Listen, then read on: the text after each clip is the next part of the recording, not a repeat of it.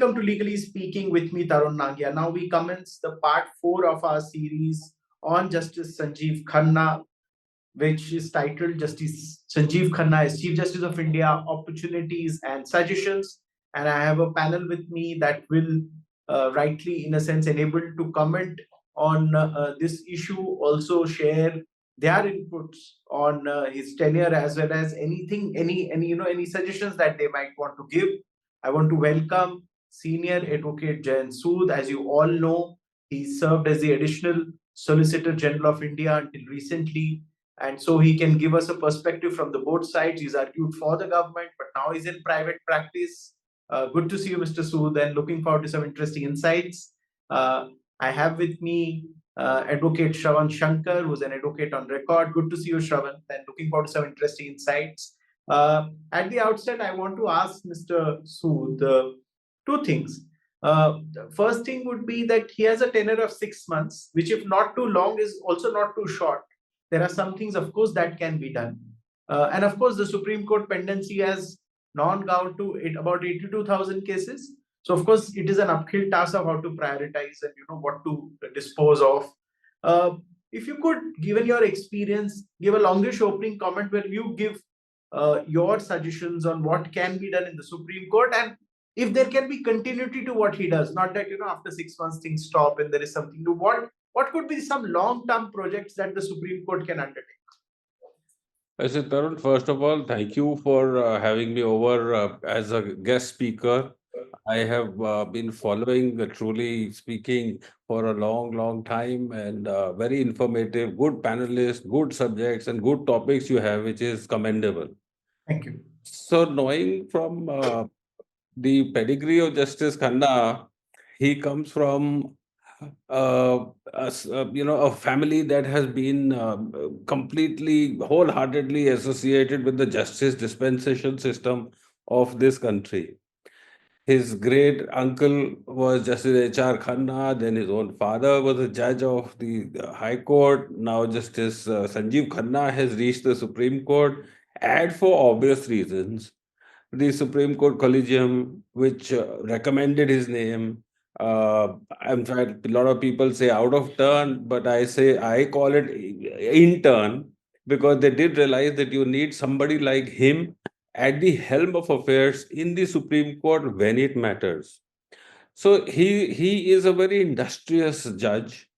I have read his judgments across board in almost all subjects of law, and a phenomenal law laying capacity, phenomenal capacity in his expression for common people to also understand. It's not that height of English which nobody understands, or you have to sit with probably a dictionary to try and understand those words. So it's like a very simple procedural kind of a language that is used, which is discernible by all.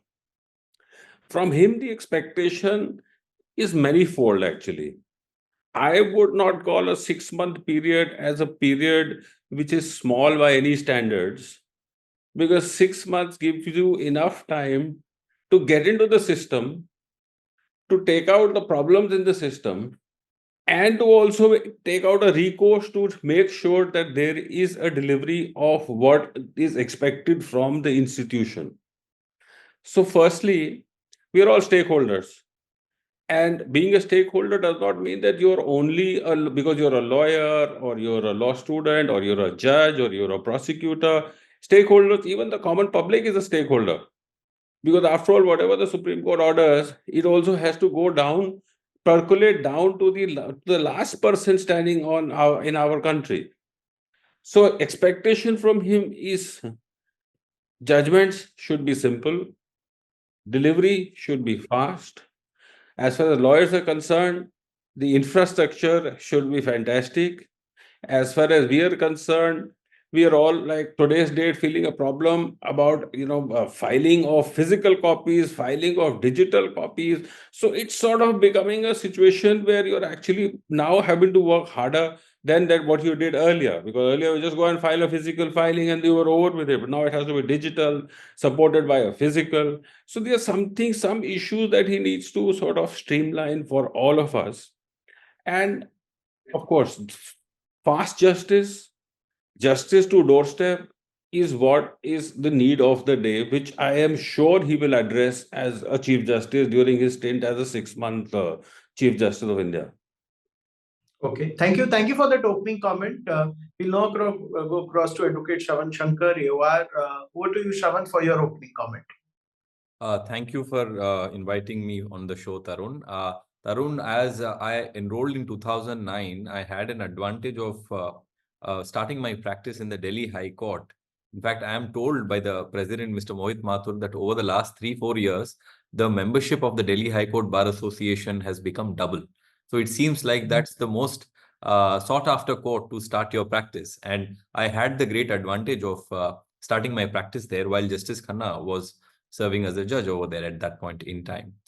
If I must say that, Justice Khanna not only reads his briefs, he also makes notes, clear notes.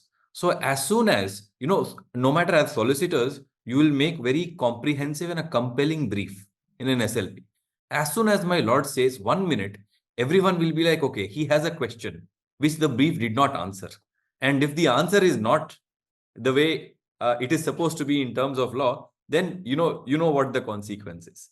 However, as the Chief Justice of India, I have seen Justice Khanna coming from the High Court to the Supreme Court. In fact, I remember those FERA FEMA matters where we used to appear for the government. Then we had to go back and calculate dollar value. As Justice Khanna was aspiring to become a chartered accountant, I was told then that he was so very particular that his precision was supposed to be to the dot, to the decimal level precision he used to look for. And discipline, consistency, and precision. These are the three words I would say will perhaps define the way Justice Khanna used to conduct his court in the High Court then and even now today. But as the Chief Justice of India, I must say there are 3 or 4 major issues which come into play when every Chief Justice takes oath. 1 is the pendency, 2 is the judicial appointments, 3 is the pending legal cases where there are questions of general and legal importance as such. But Justice Khanna, the diverse kind of cases he has dealt with as a lawyer, where he was standing counsel for the government of NCT, senior standing counsel for the income tax department for the long time, and also that he has authored judgments from arbitration, civil, criminal in several manners. So there are a lot of changes we are looking forward to, and there are some changes we are already seeing. The most important or the big change is the non-miscellaneous day going away, which perhaps will greatly reduce pendency in terms of short matters and concern, like transfer petitions, bail matters, Section 11 arbitration. So the pendency will slowly start to recede faster. If you notice, the former Chief Justice, Justice Chandrachud, as he then was, as the Chief Justice, he said the filing in Supreme Court has doubled. It used to be roughly about 29-30,000. And this year, we are already at 59,000 in October. So that means e-filing has facilitated more filing. So the pendency is doubling every year. So the strength of the judges remains the same. So there are a lot of issues. So perhaps removing of doing away of NMD, and 2 is that recently we have noticed this week a lot of special benches matters are being called out now immediately, so that the special benches are done away with and the regular benches can go on. So these are my opening remarks for now. Thank you for your opening comment. I'll go to Mr. Sood. Mr. Sood, India is seeing unprecedented investment in infrastructure. We have money coming from the developed world, namely America, Canada, European countries, also Australia, now Japan. They are heavily betting on infrastructure creation because it's a government's policy. It also generates a lot of jobs. But in India, when you do an infrastructure project, you are faced with many cases, right from public interest litigation to contractor and disputes with their vendors, and the court system takes time. Do you think that in terms of speeding up disposal of such cases at the Supreme Court level, something could be done? I ask this because many contracts and tenders of high value under dispute are in Supreme Court.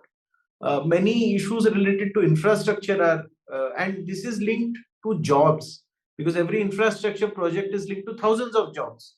Uh, on the commercial aspect, because we aspire to grow at 8-9%, but people won't invest in India if they don't see quick disposal. If you, given that you've been at the other end as the ASG, you understand these things probably much better than all of us. If you could do a comparison and say that what could the court do so that your big project and big important cases are quickly disposed?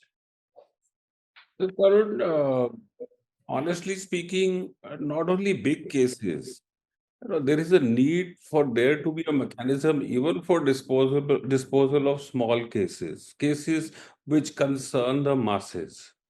So over number of years that I have been at ASG also, I always and I was also a member of the Supreme Court Bar Association, where that time Justice DYC Chandrachud himself was in charge of all problems of the SCBA. We used to go and address it, and he was always indulgent to give us a patient hearing. uh, is it's a multifarious problem. It can't be sort of rooted out within a small with a small solution. It needs an overall solution. It needs a solution even amongst us as lawyers. As lawyers also, we've suddenly come up with this culture of there being a Passover, for example. Cite a small example like a Passover. Now, there are some good sought after lawyers who are so busy, and they're in multiple courts and multiple jurisdictions, because virtual appearances has now also expanded the market, and their appearance performance and locus to appear in other courts also, which was a rider till the time it was physical. So let's say a Passover. A Passover on a normal list means that your matter gets tossed over from, let's say, the first 15, 20 matters and comes up in the next cycle of call. That also is a system in which I feel that a Passover is also a system which delays the early disposal of a particular case. For example, like I gave an example, the other example is the adjournment proceedings. Like people will at a last minute move an application and or move a adjournment slip and say, kindly don't have this matter today, there's a personal problem, or the senior counsel is not there. So you're well traveled, you're well read, and you're well experienced.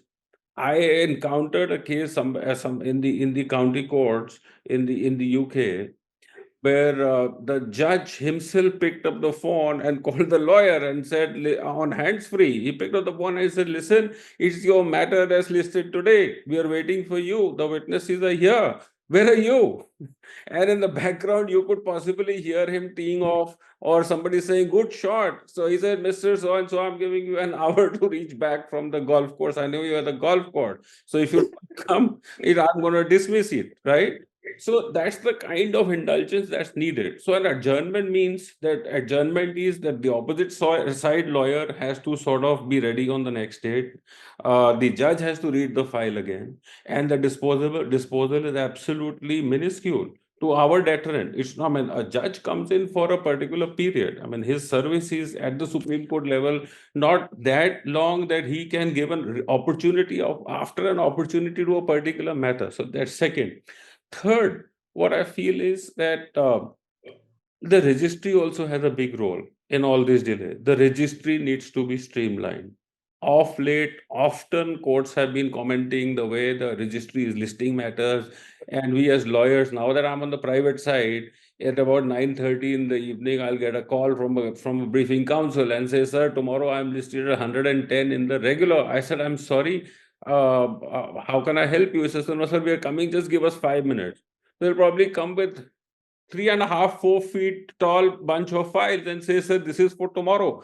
And I said, I'm so sorry. How is this possible?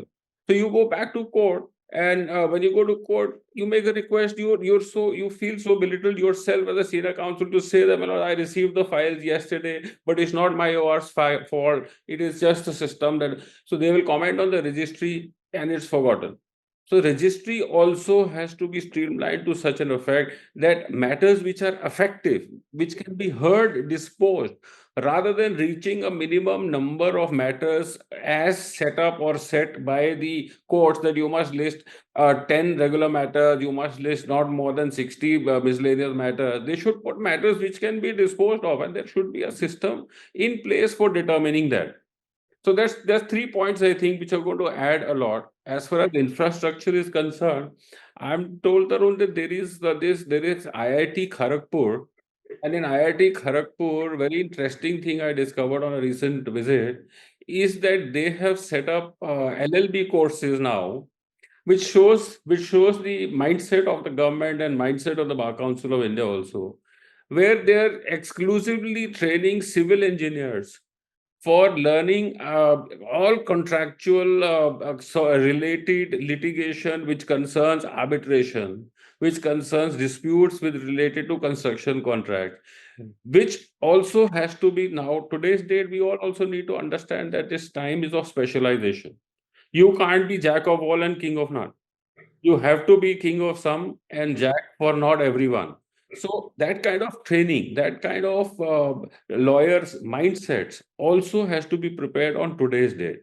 So the 3 4 5 things will go on with it. Let's hear what Shrey has to say, Shankar has to say. Okay. Shravant, over to you for your comment. Uh, uh, Thank you, sir. Thank you, Tarun. So, as a AOR, I must tell you there are a lot of practical difficulties. So, what happens is that senior counsels like sir are like our heroes. We are like directors. We have to manage so much under behind us. So, as soon as the cost list comes, there's a lot of running helter skelter. What happens, especially with respect to the supplementary cost list, for which we are waiting for 8:30 p.m. So what happens generally on a regular hearing day, the 101 days, which are Wednesday and Thursday, there are roughly about 30 matters listed for final hearing. Say you are item 13. You don't know if your matter will reach or not. You're waiting all day in court. Fortunately, now we have virtual. So you can wait at office and see if the matter is coming. You can reach court. But usually what you do, you call item 1 to 12K lawyers on both sides and ask how much time you're taking to calculate if your matter is going to reach or not. So that's a practical difficulty. You never know who's going to take how much time. But cost list coming at 8:30 can be resolved in one manner. To say that the AOR need not know once the cost list is published. As soon as the matter is put in for that day's cost list, an email can go to the AOR saying that your matter is listed for tomorrow, if not an item number, etc. Once the final cost list is published, I will know my item number. At least I can mobilize my resources to ensure that we are ready to assist the court in the next day. Second, with respect to internet, now despite having having Wi-Fi, etc., the internet is not very consistent everywhere in court. Not just Supreme Court, even in Delhi High Court, some place Jio works, some place Airtel works, some place Vodafone works. Some people are having more than one mobile number only to ensure they have consistent internet connection, etc. So having stable internet connection will at least help us to come back to court. That nowadays people don't go back to library, Tarun, to say that, okay, my lord, I'll go check back in the library and come back. Now, if matter is passed over, called in 5 or 10 minutes, we answer the query of my lords if it is a question of some statistic or anything of that sort. So that is with respect to the case management, internet, and perhaps there are more, like as a person who's fond of law and litigation as such. I'm looking forward for the court to decide on some very interesting cases like the data privacy case, or popularly known as the Pegasus case, the use of money bill case, and also the constitutional protection of essential religious practices, which has been shot out of Sabarimala matter. These are some matters I really look forward to hear what is being argued, etc. But seeing the changes of non-miscellaneous days, and also Justice Khanna stating very clearly that he wants to have more comprehensible judgments for people at large to be able to read and understand law is a great welcome move. Not just translating, but also translating to the effect that how you read a newspaper and understand what's happening in general political world, you can understand what's happening in the legal world also. These are some changes I look forward to and I hope for. Thank you. Thank you for that input. I'll go to Senior Advocate Jain. So the two things on digitization, how the Supreme Court has been going, and you have any expectations on that front? Because you have a very diversified practice. You go to Delhi High Court, you go to Supreme Court. Uh, does digitization help you, and what more can be done to make this better for practitioners of law like you in the Supreme Court? Tarun, like we have this software called Liquid Text. Now, liquid text is what quite a few of us use. Lawyers, I mean, at least I, for a matter of fact, use liquid text. Uh, I somehow find that the software that's used by the judges is not synchronized with liquid text. They probably use some other software for because which is easier, much better paginated, and more prompt even than liquid text.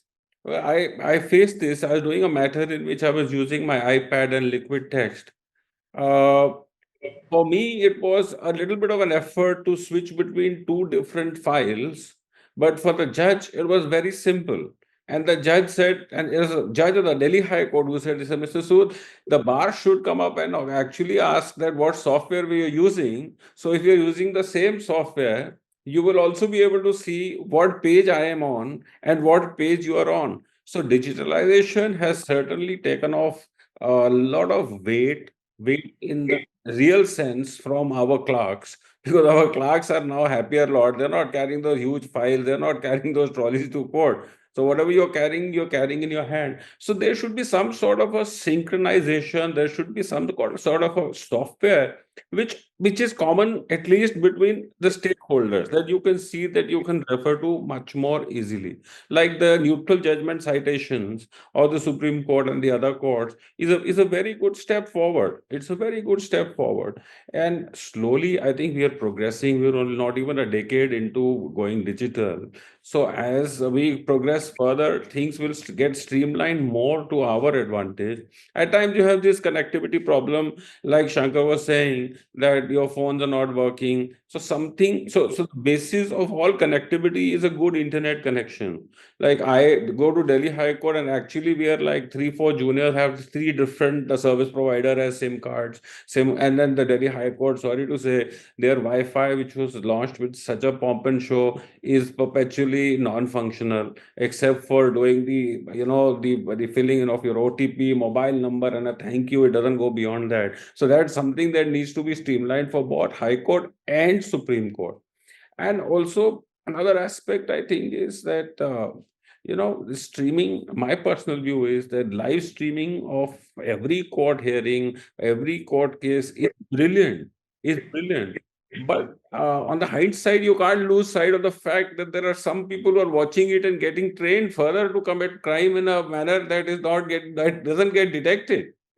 So, like in the car case, in the Calcutta rape case, also one suggestion that was made by Mr. Kapil Sibal, which was not totally on this point, but I certainly supported it, that some sensitive criminal matters, some sensitive issues, it should not be open house for everybody. You can access it. You give an application, you give a request online to the court master, whoever the or officer, he decides to give it to you. So there are certain things, because at times you don't want to become something to be mocked at also.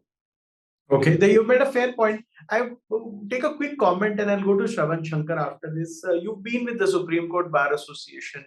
The relations between the bar and the bench are not good at all times.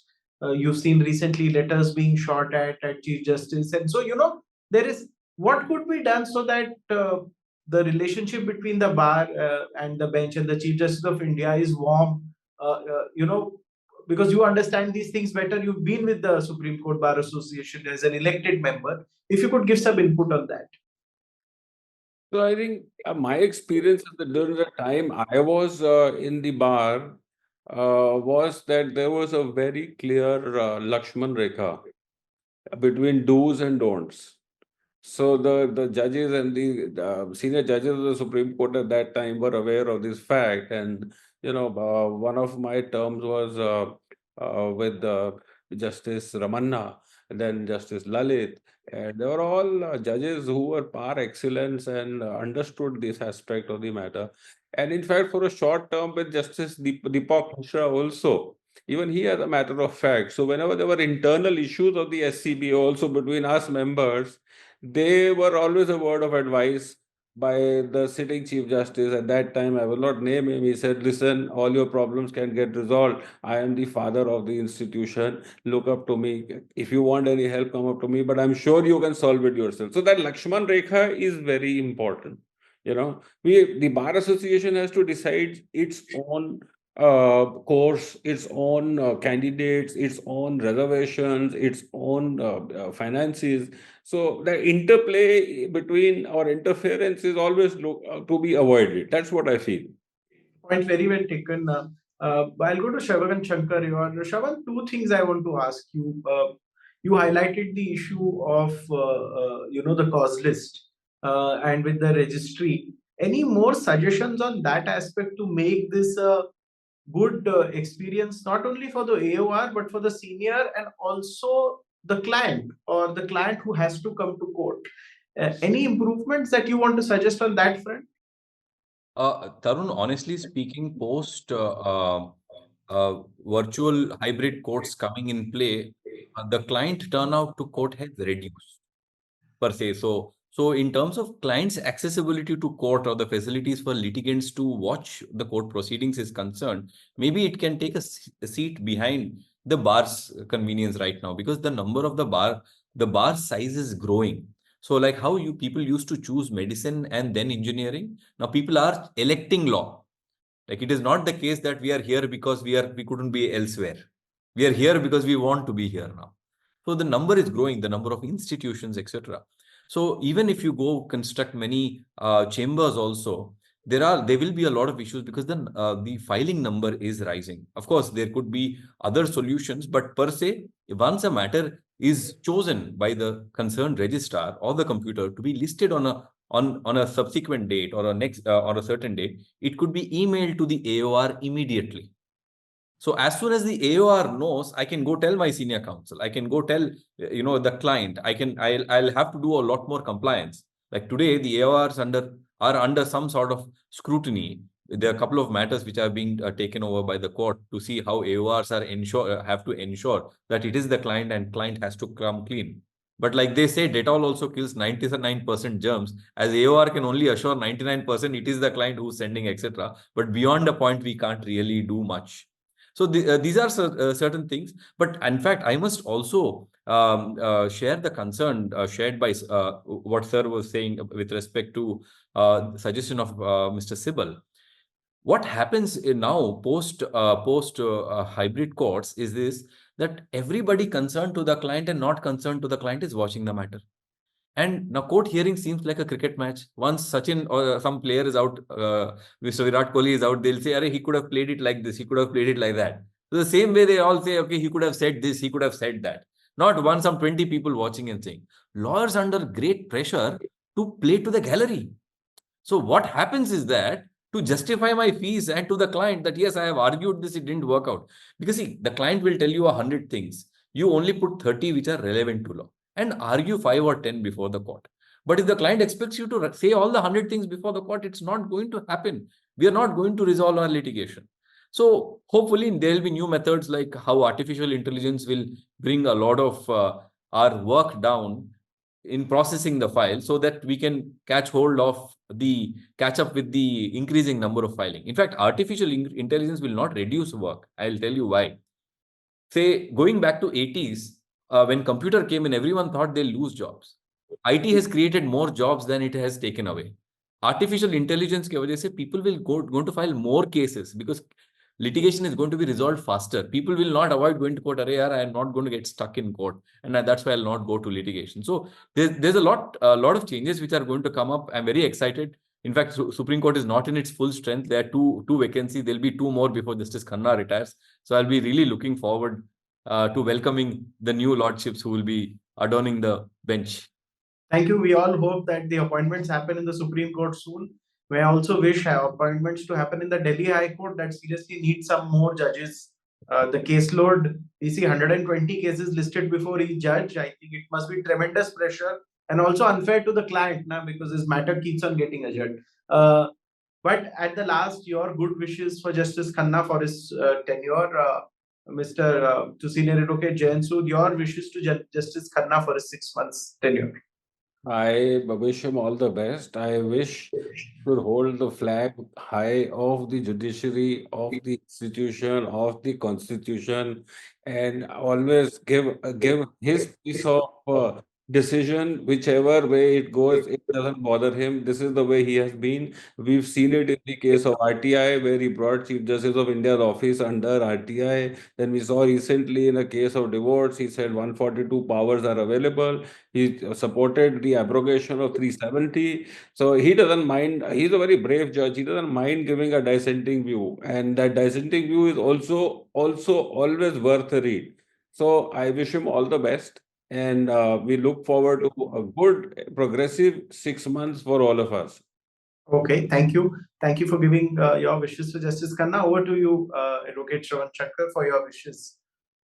Yeah, I really wish Justice Khanna, having come from Delhi Bar, Delhi High Court Bar, I'm as much from Delhi High Court Bar as so much as from Telangana.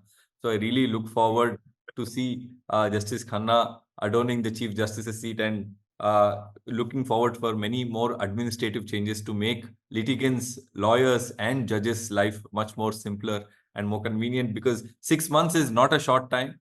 It was not a long time either. But Chief Justice of India, even one day is enough to bring a big, good change. Thank you. Thank you for that comment. So, in a sense, of course, in the next 6 months, every word of Justice Khanna would be watched and his action reported and commented upon. I think we'll have lots to cover from his end, and we're waiting for that. And I would like to thank Senior Advocate Jayan Sood, Advocate Shravan Shankar. You both came, you found time for Justice Khanna, and you gave your opinions. Really value your time. And thank you for coming. Thank you so very much.